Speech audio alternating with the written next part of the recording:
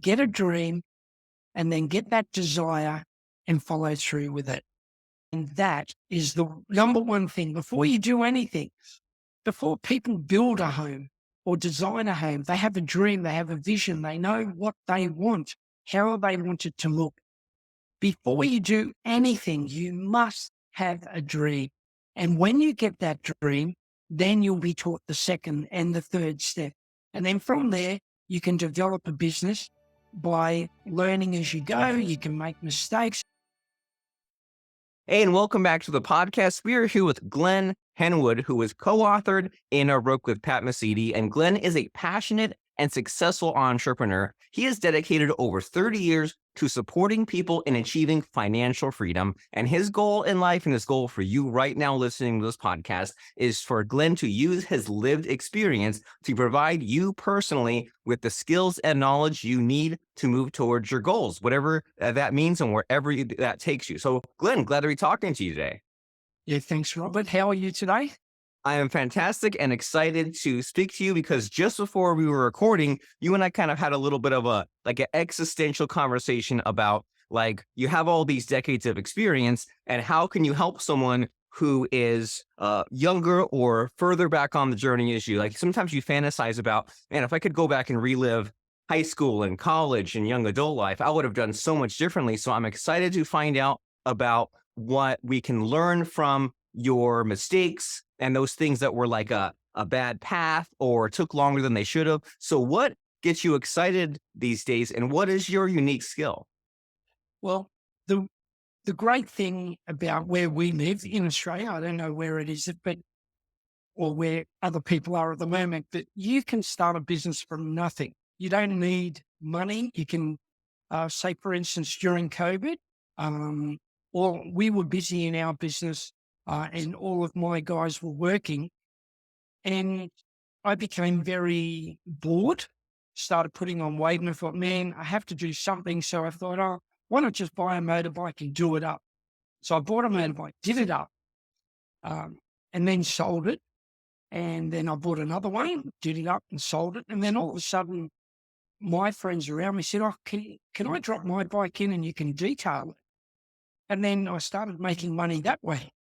The thing is, if you're a person that likes to be hands-on, you can do whatever you like in this country or anywhere, really.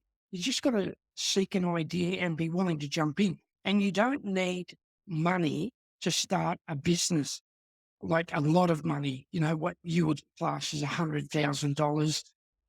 I started the business with an investment of $500 to buy the motorbike and pull it apart, find out what was wrong with it, clean it all up, put it together, and sold it for $4,500 after spending, I think it was $2,000 on it. So the total cost was $2,500, and I made $1,500. So you don't need a lot of money. You just need a desire to either do something. I only did it through boredom. Other people might have a dream to be able to make a business out of it. To me, it was just a little bit different. And this is a great message so far because what's going through my mind as you're explaining this is that there's like the skill concept and then there's the sort of passion concept. And in my mind, if you have a skill that's good enough, then it's something that someone will pay money for. But we all have had those dead end, terrible jobs where we had a skill that made money, but it didn't motivate us. And then there's so many people out there that have a passion, but they haven't figured out a way to monetize it. So it seems like in our conversation so far that the goal is to figure out some sort of skill that you're so good at that people want to pay you money for it, and that you get the businessy or you get kind of like the logical part of it figured out. And what you're saying is that it doesn't have to be this huge win out of the gate. You can just make a decision about how much money do I need to get started? What will I budget for those startup costs? And maybe how much of a time frame that I have to get that first transaction or that first job, like in your case, the detailing, to get to the finish line to then get paid and then work from there. But it seems like the message so far is just start small, figure out that proof of concept. And then once you have that first small win, then you can get excited enough to then further build the business. That's correct. And the great thing about YouTube is I'm not mechanically minded, as in a mechanic. The thing about YouTube is you can just dial in what you need to do. There's always someone sharing something on how to pull something apart. And that's all that happened over COVID. I didn't know how to pull this motorbike apart, but I needed to find out how. So I dialed in how to dismantle a Honda CBR F1000. And there's a guy pulling it apart and then play, pause, step by step, pulled the thing apart, and then hoped that when it went back together, I knew what I was doing. Lucky it worked, so it's just a desire, to Well, be able to do something. well, I had a conversation a few months ago with a friend who, for some reason, he decided to re-tar his roof. And I thought that seems like scary, frustrating, dealing with hot stuff being up on the roof. But he was properly motivated enough. You're using this term desire in order to get it done. And the joke is on all of us and humanity that we thought that once everything was searchable, then so much would change, right? These days, you can Google something, you can YouTube something, but then it's another matter of putting in the time and the effort and the frustration of actually getting it done. You can Google or YouTube how to take apart this specific motor, and you can watch videos all day long, but then you actually have to do the work. So it's reassuring that there will always be a need for someone to pay for such a service because they just don't want to do it themselves. But then you, as the service provider, you kind of have all these new resources that you would have had to go to a library or send away for books, but now you can instantly not just read about it, but see it and find that exact specific job that you're working on. And so it opened up some new opportunities for all of us. So you had that first successful transaction, you fixed up that bike, and then what happened on your journey? Well, then after that one, I bought another one, and now I've got 7, and I've just sold 4. So something like in business, you just need a reason, basically. I was bored, but other people may be especially over COVID. A friend of mine is a teacher, and she didn't want to get jabbed, so they put her off. So she started a business, and she rang and said, Glenn, I'm thinking of doing this. What do you think of this idea? And it, it was just bubble blasters. And, instead of confetti now, you're not allowed to throw confetti or rice. So she thought of an idea of using these big bubble blasters that everyone could hold and blow bubbles everywhere so the bride and groom could walk through. And this idea now became a business that, even though she's back at school, she now has this business that gives her another $3,000 a month. And people are buying these bubble blasters, and now weddings are all back in vogue. She's making a lot of money. And it all started because of COVID. So all of these opportunities where a lot of people just went, that's great, I've lost everything. You know, Other people can look at something, make an idea or get an idea and make it work through a desire. They didn't want to lose their home. Her husband does. He's another person that we've helped as well. He does alarms. And everything just dropped over COVID, but they did something different to make more money. And they're actually quite happy now, and they're out on holidays. Um, I don't know, business is very, very simple. It's not complicated. It's like I've had no education. I left school illiterate because I'm 63. So back then, they didn't know what dyslexia was. And because they didn't understand that, they just thought, Glenn's dumb. So they passed me, got me out of high school, and then I became a muso or a drummer and started playing in bands and making money that way. So getting back to business, you don't need an education. You just need a desire and just a willingness to be taught. And basically, that's what we do now. We teach other people how to They come up with the idea, then we guide them through everything that they need to do. But it always starts with a dream. Why do you want to start the business? Why do you want to get out of your job? Are you sick of working for an income and having a boss tell you your lifestyle? See, we didn't want that in our life. And we knew we had to get out because Tracy was pregnant and one income down was going to make it so hard to pay off a home. So we had to find something. And it just so happened that uh, the milk run fell into our lap and we just went on board and went with that. And then from that, deregulation happened. We lost everything. And that's when we started to learn to diversify, create other businesses. And today we're running 5 businesses at one time. We don't work in the businesses, we work on the businesses. So we have a lot of time and money rather than just, work, come home tired. It's just like a job. Although when you first start, you are everything. You are the person that does the quotes. You're the person that does the work. You're the person that follows up. You're everything. And you have to be willing to do that. And then what happens, they call it overnight. So you become an overnight success in 10 years. And that's what happened to us. So it takes 10 years to become an overnight success, where then all of a sudden, through your expansion in your business, you've been able to step out and then work on the business. But you really have to be willing to put in the hard yards and be everything you can to become successful in business. It gets hard, but you have to look back at your dream. Why are you doing this?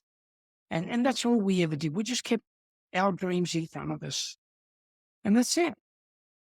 I love it. So, and I like that you're mentioning this part of the business ownership that many people are afraid to talk about, is that initial push of however many years just to get things working. That you're reminding me that there was one time when me and a friend were on our bicycles and we were being chased by these 2 guys on skateboards, and it took our bikes a while to exceed the speed that they were on the skateboards. But once we were going faster, it didn't take that much effort to continue along. And meanwhile, they were struggling to chase us at that slow speed. And so it kind of makes you think about a job versus business ownership, right? Where a job, you're doing the grind every day, and then someone says, well, I'm tired of this job. I want a business because I want it to be easier. And you're saying, well, at first, in that initial period, you might really have to push. You might be doing, instead of your one job, you might be doing 5 jobs. But because you have that long-term goal and you have the desire and you have the drive and you were renewing and saying, let me re-examine and reassess and navigate through all these inevitable problems that come across, eventually I will break through and I can kind of coast or take my foot off the gas a little bit. But for that initial period, it's going to take some hard work, but it's important to know that going in, correct? Correct. And that's quite a good example. It's momentum. It's inch by inch, it's a cinch. One day. But I was thinking about this the other day. Most people that you speak to, when they do a quote, they think, okay, I've done a quote, and they sit back and they wait for that person to approve the quote. Where we believe every quote we get or we do, we get. Unbeknownst to me, I checked the other day, it's about out of 5, I get 4, but it's the one that you don't get that you've forgotten about, because I've never ever followed up on a quote, ever. I've never rang somebody up and said, would you like us to complete the work that we've quoted on? I've never done it in 32 years, and in Trade Glen 24 years. I've never followed up, because there's always the next quote, and there's always the next quote, and there's always the next quote. And then by the time you've done, you've got to continue. It's like delayed gratification. Put in the work and get paid later.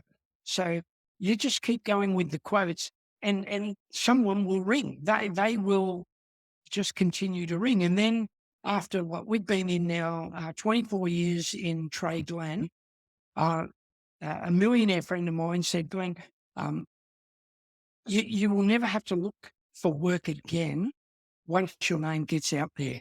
And he was correct, you know. So once your name precedes you, you will never look for work again. And that's what happened virtually overnight. And now it's just all word of mouth or Google. We don't advertise. We've never advertised. I've just put our name on Google and then ask people to put a review and then just review after review. And we're at number one under all the paid people. And yeah, that's how it works. You just keep going. And we were taught delayed gratification very, very early in life. So you put the work in first and get paid later. Don't get the money, spend it, and always have it, backing up. So say, for instance, my guys just took a month off. They all took a month off together and they did it in November of this year. I've never, ever had a month off in business ever. And they've forced me and Trace into having 1 month off. Man, it was hard. I thought, oh, what are we going to do? But what happened was because we've got so many jobs that were banked up that hadn't paid, we all got paid over that month and there was nothing to worry about. And it actually taught us a lesson that we need to take a break. And, although we do little things, take time off, go away for a weekend, we've never actually taken a month off. And then just recently, another person that we sold one of our businesses to that has followed what we taught him, he took a month off. He went overseas with his family, came back, his business was still there, his guys were still working.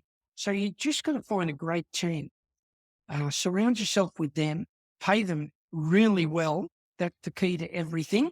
You've got to pay them really well because they know that if they leave, they're never going to find someone that'll pay them that good. And all of our guys get paid super well, and that's why they don't leave.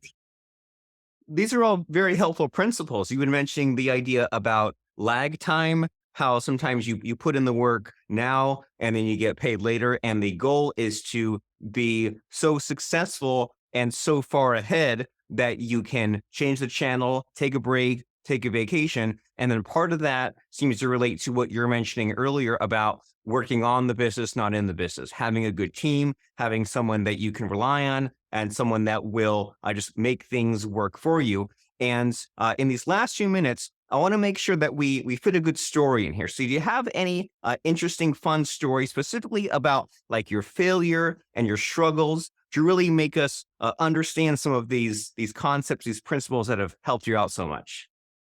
Okay, so as you know, I was illiterate, and my father wasn't a person that built people up. To make himself feel good, he always tore people down. And unfortunately, I was one of them. So, look, in life, you people may suffer with that, and they believe the people that are actually tearing them down. But someone has to make a decision to say, you know what, I'm not going to stand for that. I'm going to prove you wrong. And then that desire just made it even more purpose that I went out and created something big and proved the people that said it can't be done, that it could be done. And a quote that I was taught ages ago was the people that say it can't be done are continually being interrupted and frustrated by the ones that are doing it.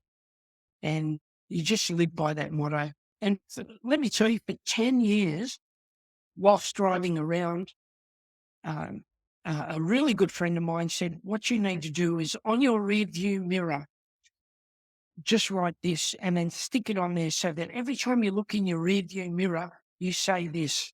And it is, I'm a believer, I'm an achiever, and I believe in me. And once you say that about 30 times over 10 years, you really believe in yourself. And you need affirmations. You really need affirmations. And I was lucky enough to marry Tracy. Tracy was the person in my life that she always says, you're fire ready aim. So I just jump into things, and Tracy was always there to pick up the pieces and follow me along and just let me go, but always clean up after me. And we became a very, very good team. The only thing that per like I did wrong was that the business got in the way of our marriage. And mainly because I wanted to prove my dad wrong. And I had to learn that you just can't do that. And unfortunately, we separated a long time ago, but we're still good business partners. We're still good friends. We still go out for breakfast, as we will be after this.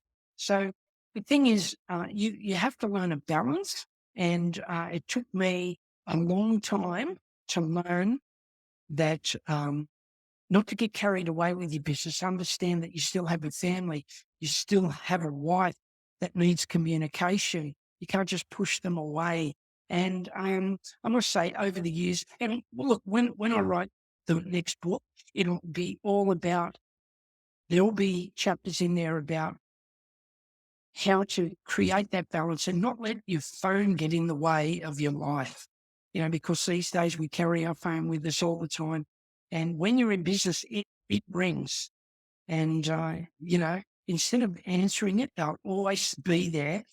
And if you're in a conversation with your wife, just ignore the phone. That's what I've found is the best answer to keeping a really good friendship. And, that's why we're really good today. But yeah, my life, now, if I look back at it, the things that you learn have made you what you are. And, you can either take them on board, or you can not listen and keep making mistakes. But, I chose to listen, learn, and I was taught by people that earned a lot of money and their lives were together.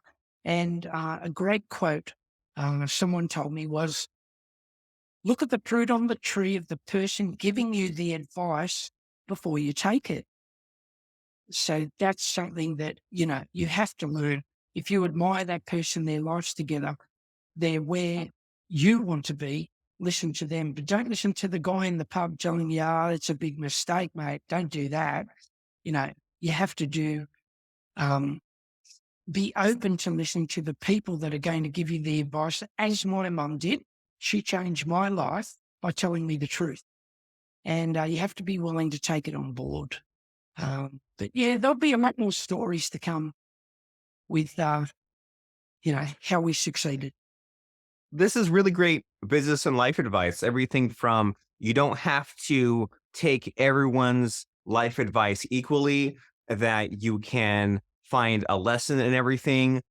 This whole idea of figuring out the ranking, the priority, and saying, well, does my family come first? Does my business come first? And just like not letting your business become a huge crazy monster, because you can have a little campfire and throw a log on it, pour some lighter fluid on it, but you can also pour gasoline on it. It can turn into a big bonfire and just take over everything. So these are all interesting things to navigate. And in particular, it's also fascinating to think about this relationship you have with your ex-wife, because many times you think, when divorce happens, it's bitter and you never talk to the other person again. So that itself, as I'm sure you know, is very unique and very interesting, because it shows just like a lot of maturity just by you just like saying that. It's like, okay, well, you value relationships, and you kind of just put some effort into making the businesses continue to work even all these years later after the marriages fall apart. So that in particular is really cool to think about.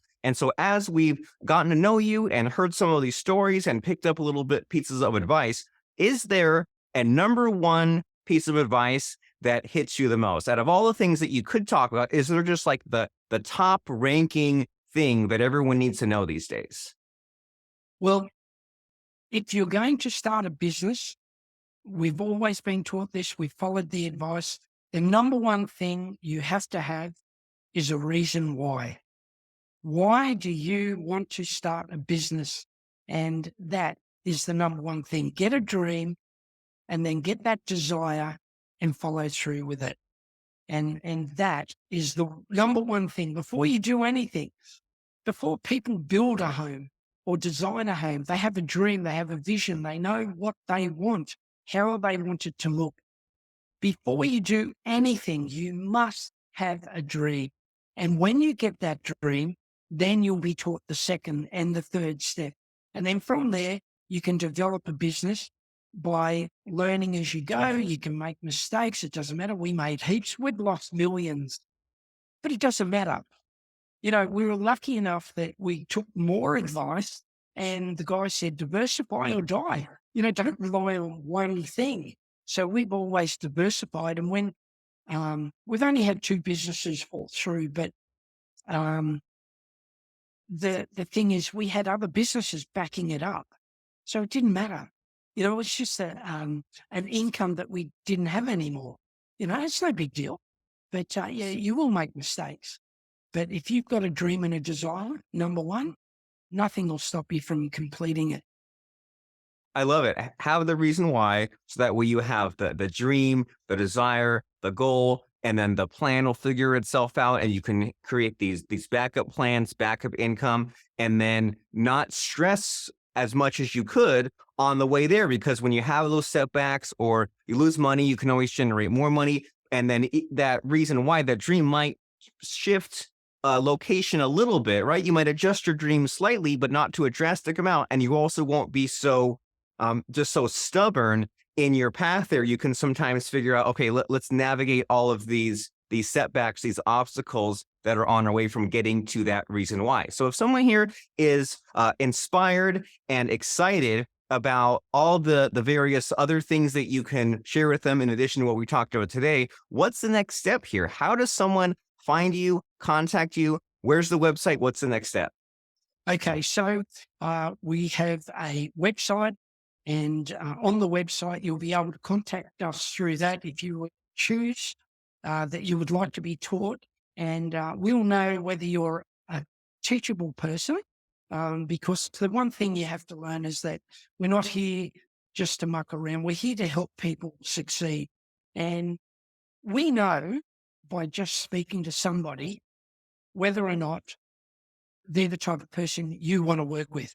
So you contact us on our website, Glen Henwood's Academy, and on there you'll be able to send an email and contact us. Then we will contact you and have a discussion or a Zoom and find out what you want. We'll help you through the first few steps, and that will cost you nothing. Then as you get on and you feel that you'd like to go further and learn how to work your way out of work, increase your income, build a larger business, well, that's when we can discuss how much time it'll take, and we can take it from there. I love it. And I also love that phrase that you snuck in there, work your way out of work. Because I've been in that situation where I had coworkers who were just doing just enough, or office politics, and just being in an employment situation where I knew I did not fit, where I was willing to go above and beyond, but being stuck in a job situation that might necessarily not be rewarded. But when you're in business for yourself, when you're building something from scratch, the sky's the limit. You can get anywhere and you can achieve those dreams. And so Glen Henwood Academy.com is the place to go. And as you've been mentioning, Glen, it's so important to have allies, to have people who are helping you out. And in this case, someone who's looking for your coaching. I mean, you even mentioned how sometimes your personality lends itself to the fire ready aim. And sometimes you need those other minds in the brain trust to say, well, you want to take action, but let's all plan this as well. And some people are natural starters, but not finishers, etc. And so that's why it's so important for someone to go to GlenHenwoodAcademy.com to get that support system, to get that teamwork. So that way you're not going it alone. So that way you maximize the chances of success and minimize the chances of failure. So the very next step, the very next thing to do, pull over by the side of the road if you're driving, go to academy.com. We will see you there. And thank you, Glenn, for stopping by and for sharing us some really good advice and life lessons and stories. I appreciate it. Thanks, Robert. It was great speaking to you.